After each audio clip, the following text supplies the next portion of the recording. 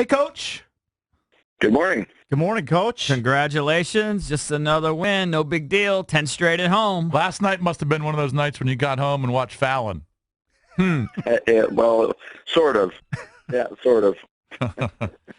I know you weren't stressing over the video after that drubbing. Although I did hear some of your comments, and even though you guys were big winners, what was it, 5 zip cakes? Yep.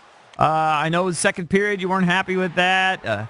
You gave up too many odd man rushes. You thought we got a little sloppy with the puck. Does that resonate with the guys after a big win like that, do you think? Yeah, I think so. I think our team has grown. I think at different times, maybe in the past, it wouldn't resonate. But I think, we talk about trying to play a perfect game all the time and make good decisions. And in the second period yesterday, we just got real loose with the puck. We left the zone a couple times. Our defense left the zone early, and we turned pucks over. They had guys free at our net. Just little things that doesn't translate into winning hockey. We had a chance at 2-0. We tried to let them back in the game rather than us beating the Carolina Hurricanes. We were giving them opportunities to come back and beat us. So we were sort of beating ourselves a little bit in the second period. I thought we cleaned that up in the third. I think it resonated. And then we had a real big penalty kill about halfway, I would say about a third through the period. A little bit extended. We had to fight through it. Guys like Jay Beagle and Daniel Winnick and Lars Eller and Tom Wilson really did a great job, obviously, with our defense and our goaltending. We were able to get through that, and I thought we got momentum. We came right back, scored 2 quick goals, and sort of put the game away. And I thought we put a lot of pride into defending in the third period, making sure that our goaltenders would have an opportunity for a shutout.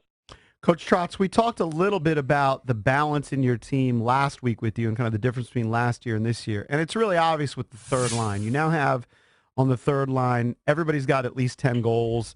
Lars Eller got his 10th, I guess. Connolly's got 11. In fact, the third line's got 20 goals in the past 15 games. Talk about kind of the strength of the team being that you're now deep and have a great third line.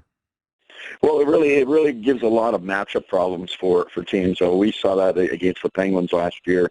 Their third line had that ability to make a difference. When you're able to shut down, the Backstrom line for us and the Kuznetsov line for us, all of a sudden, you got to worry about the Eller line. And not too many teams in this league have 3 pairs of defensemen and 3 lines that can shut down 3 pretty good offensive line. And then, we still get contributions from the Beagle line, who they're all pretty dangerous. They get their chances. They do a lot of the penalty killing and a lot of like last night, Jay had a early primary job to shut down Eric Stahl line. They did a really good job. So when we shut down the other team's top line and then we throw three lines, it gives some matchup problems. We might not get you in the first. We might not get you in the second, but we'll get you in the third if we come in waves as we can. Coach Trotz, take us back to the pregame prep before Carolina yesterday. When you guys find out that you'll be facing Eddie Lack, who hasn't started a game for them since November 6th, does a buzz go through the room when the guys realize, look, we get to face a rusty goaltender. This guy hasn't seen on-ice action in like 3 months. What was that like when you found out you're facing a guy who hadn't played a lot recently? Guys had to be excited about it, I would think. Well, I think offensive guys get excited. But one of the things that I've through all the years of coaching, that sometimes when you put that backup goaltender, your opposition defends even harder because they're going, we've got to make sure that, give this guy a chance. He hasn't played for a while. If he's a guy that's really popular in the room, they'll go down and block shots. They'll do all those things. So we just talked about with Eddie Lack is that we do a rating of from he's either they're 4 through 1, 4 being very good or a 1, and we just said let's make him a 1, not a 4, because that's Eddie Lack in his history has been a goaltender who is either a 4 or a 1, and we just said let's make sure it's real difficult on him. And let's snipe. And you saw the first couple of goals last night.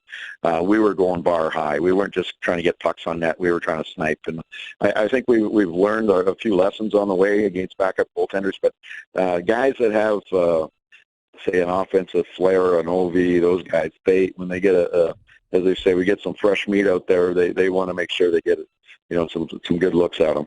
All right, let's go real quick. Last question from John from Mechanicsville. John is a huge Caps fan. Go ahead, John. Hey, John. Hey, Coach Trotz.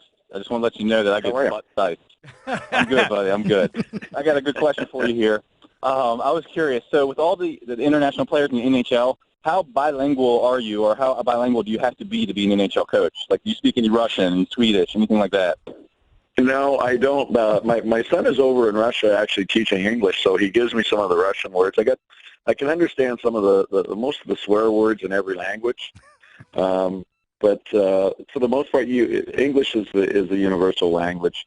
I think over in Europe, most of those countries they speak multiple languages. English being for the most part one of them. So really, communication with the NHL players is pretty good.